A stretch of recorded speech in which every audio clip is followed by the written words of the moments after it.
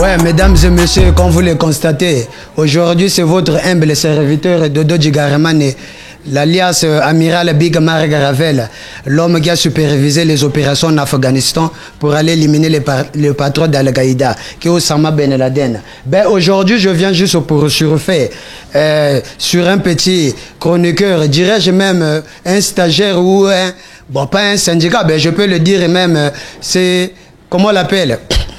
Un humoriste des journalistes qu'on appelle Eddie Garrison Weto. Eddie Garrison, tu sais, quand on vient en communication, la communication est un contenu et un contenant.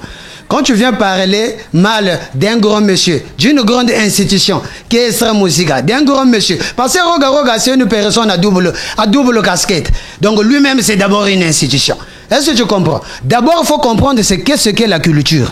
La culture, c'est l'identité d'un pays. Roga incarne la sape du Congo, il incarne la musique. Et d'ailleurs, il y a de cela quelques jours, il y a eu même, comment on appelle ça, un grand combat, un grand concert qui s'est tenu à la place de Kinshasa. Oh, tu as même combat du siècle. Hein, Natoya Bavien, Nabiso Baforoman, et Tango Bazoya Gobunda. Donc, Roga, à Katisi. Donc, Banaki Nibayambagi est bien, Match Alagi bien. Mais comme tu es beaucoup animé par une bassesse d'esprit, meublé par le manque de coefficient de sagesse. Donc, du coup, Ozo Yenga Gaka. Mais là, Liboson Azo Ebisayo, Eddie Garrison. Fogo yebaga éthique na ebité sogoza journaliste mais fona tout nanani bateau ba yebi qui chroniqueur parce que voilà gana cadre moko boy mais quand tu essaies un peu de sortir de ton cadre ya loko la mutogo ya resomba kwanga na kenkayeri hein tu es bourré de confusion mon ami Eddie Garrison tu as 53 ans yo mvula moko na garçon opposé babenga kainani oyo ba akangami na poto kutu na Côte d'Ivoire ba luka ya te Soro Guillaume ozo comprendre ozo bouleti boulé tant ozo uta ba frontière ya namboka na bino koto uta kiwana ba frontière ya chela ozo katsa na makaulo Eddie Garrison ozo bak tu scanner ton bac oyo soto lingi to landela makamuna jesko oyo kotana nani parce que yo kotana nani parce que na dolisi wana eloko ya liboso ba yebela yo wako pakola na terre jaune dolisi référence à liboso to yebi yango na toto jaune wako pakola na ba terre jaune après comme bina na ba danse moniala niko to zwa ba référence oh non faut na bimisa album mais au créer moi j'aime moko tu t'es retrouvé en France yo poto na yo kenda tu as déjà causé avec un consul de la France ouais so to lingi to zongi sa sko likambo yo so to tali passeport no yagi na timbre yo voyage na ndeni osala boîte yo mose na bakaza wana tu as créé ton boîte na ebité so lingo zongi sa batu na arche de Noé na ebité oyebi dans un bateau il y a plusieurs personnes qui conduisent tala film à Titanic on comprendre bamsou bazalaka wana ba cha makala mais c'est le commandant qui fixe le cap donc Roga il est le commandant Roga c'est le summum c'est la sommité de la musique congolaise il doit être protégé. C'est là où tu vois les Dodo Djigaramane qui sont basés dans le Peshakusha. Vous voyez bien un bavardage en japonais qui consiste d'exprimer de façon claire une idée et de retenir l'auditoire. Est-ce que je comprends? Toi tu ne peux pas comprendre ça parce que tu es un petit gars ça. Moutou na yo ezane étrier. Na ebité si tu as fait la maçonnerie ou bien soki oza aide maçon ya noroba. Soka comme na niveau sénage yo muto pesa ke béton, je comprends pas. Eddie Garrison salam musala na yo kokota na biloko été parce que la communication est comme le sang dans un corps humain. Car un corps qui se vide de son sang, c'est un corps inactif mort. Yozo bebi sa communication. La communication est un contenant. Yozo yana ba nouvelle. Emmène-nous les informations. Est-ce que tu comprends? Roga na yo différence yena. Parce que Roga tu vois quand tu le regardes avant Koufa, il y a ba grand prêtre, ba vient na biso ba Jean-Serge Essou. Vous comprendre? Tango ba yoga Roga na lindanda. ba yoka ye na chant ba vieux baloba on peut partir, on laisse la musique en bon endroit. Yo olinga ko créer mo album moko boye o mema batu ba danse munyala ba ko panza même kutu banganda batu ba ko panza ba bouteille na nganda. Après les gens ont compris yaki ba monker bouteille. Yo ebite bouteille za 500. Oyemba banzembo ego bebisa et puis ba vocal obeta gawan na ebite soko banda na radio lumpia oyemba ga ba veye na ebite yoza la musicien salaka musala ni côté président Roga à lobby so boko betelanga borwana tika musique et beta. La musique est l'art de combiner les sons d'une manière agréable. C'est pas l'art ya go tia go pagola zazu ko mina mposo ba libanais, tu veux confondre les gens et puis ozana poto fo mela moi soupe. Je sais pas, na limite, bon, na évité, comme poto bozonga na confinement, na évité parce que forfait, tango kende na ba jardin public, il y a le sous possibilité, mais na repé so musala sala tofio tambusa, ata na barbès wana. Quand tu te retrouves dans un pays donné, mais il faut accueillir les cultures et puis venir les appliquer chez toi. Mais tu t'es constitué même un gilet jaune. Bah gilet jaune va ça la marche na bango ya ba indice, ya ba salé, yo so yi ba magasin. Bon, na évité, bon, tu as combien de domaines, Eddie Garçon? Parler vrai, hein? Parler juste. Eddie Garçon, tu n'as jamais été un chroniqueur. Yago yogo la nani musala, parce que tu veux mentir aux gens, tu as fait Bayardel. Mais il y a une carence d'éthique, hein? Déontologique même de ton travail.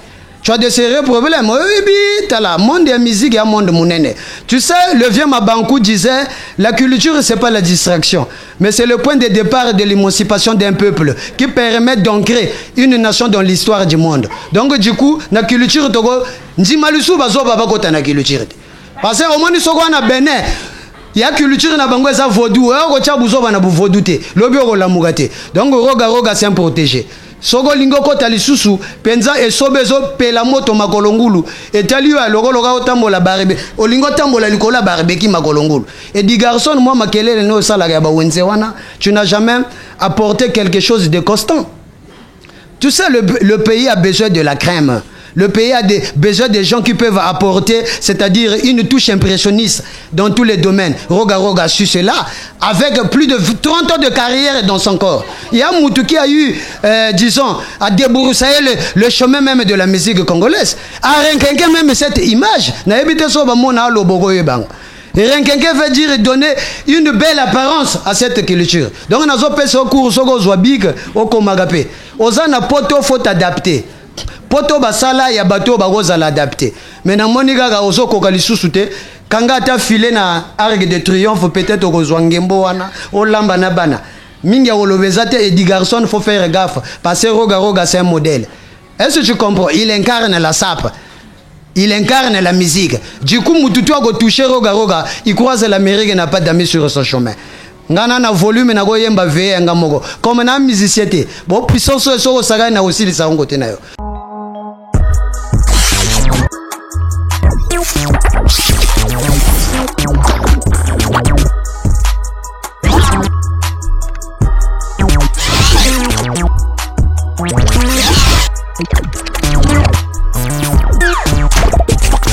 Bon, monsieur dit garçon, ça dit tu t'auto-proclames, je sais pas journaliste, je sais pas si tu as fait Bayardel. Moi j'ai essayé un peu d'adresser une note auprès du recteur, il y a lettre à Bayardel na okena ba caméra pour natala, est-ce que ça la Bayardel, est-ce que on mérite la licence, est-ce que ozwa kayango. Parce que tikala na banyongo kuta partiel, kutu kuna musika. Kuna musika na ake kutu na la DEC, soki général technique yebisangai parce que caméra sokota. Caméra go kende chiba lubomo wana koto botama parce que bobotama ebele caméra so ko mo filmer mama yo mo comprendre ba frère no ba go benga fo laisser ozoko ta guerre go kate parce que babota yo mo côté mais comme tu as voulu ça dit franchir la ligne rouge côté ba go magate roga c'est un protégé de la nation yo zo mona ndengeni. Oh donc mutobeti biloko talaba tumboli roga yo wana to wana ozawapi otambusa bambika na mboka na bino wana et puis tu es un spécialiste.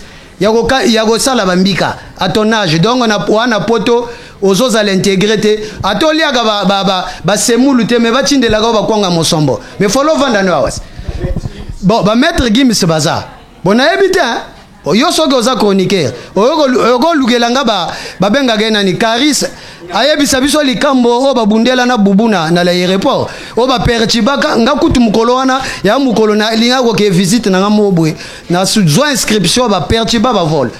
Est-ce que okoki ko zwanga image wana o tunela biso sujet wana na profondeur wana pesa information zala ta loko ba chipi les français. Oh mais pas tout passer belé wana ko le zo même naza ayemba saka do pona nini. Oko yeba contenu wana ba masoleze belé yo lingika wana poto diembola osaka kisongi na magambo ya braza magambo ebele za même na RDC kuna webi commune moko lingeza la même intégré na Rwanda oko yikolobela yango do yokolobaka magambo nini. C'est là où tu t'appelles chroniqueur. Donc, bon, ça là, Internet, le logo là, traite négrière. Hein? Commerce triangulaire, bon, arnaga bateau. Et mais roga s'informer de la première ère. Yo quand tu sors salut magambo salete wan. Hein? Je te fais ceci batin de l'ollar. Zoba logo là yo. Hein? Bagisa nani mutu na yo koto e trier. Mutu avandaka na poto koto e tondaka. Tondi sanani koto. Koto pone tonda soupe. Ah papa, je vais souper.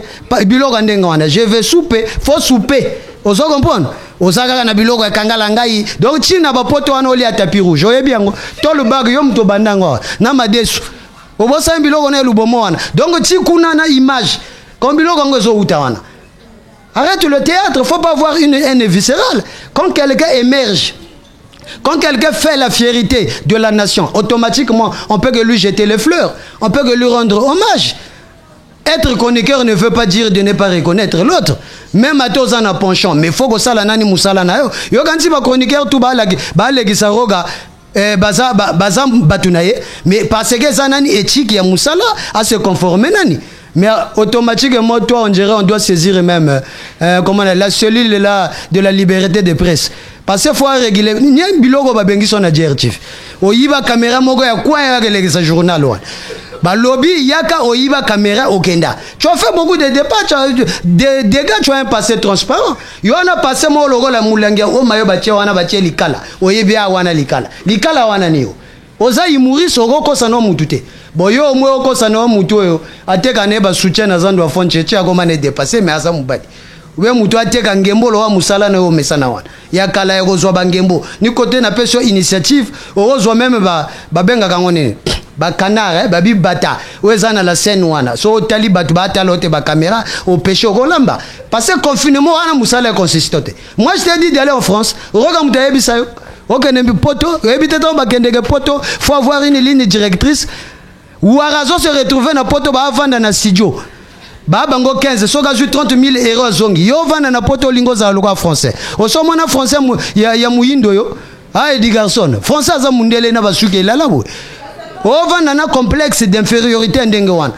Konjime émission eza ko pola na YouTube émission batala gate. Ya logo la télé nkwinki oba ba olingo kole télé nkwinki na mur. Webite propriétaire onjimate ba tiaka placement na mur. Émission na logo télé nkwinki obotala télé nkwinki ba tia na mur. Soko bugi mur ba njima yo na monga ko zongisa ngo. Et di garçon kebana na za shona tomboka kamabe. Mais na émission soko zongisi kaka na zela yo. Na ngumbo logo la arme de chasse.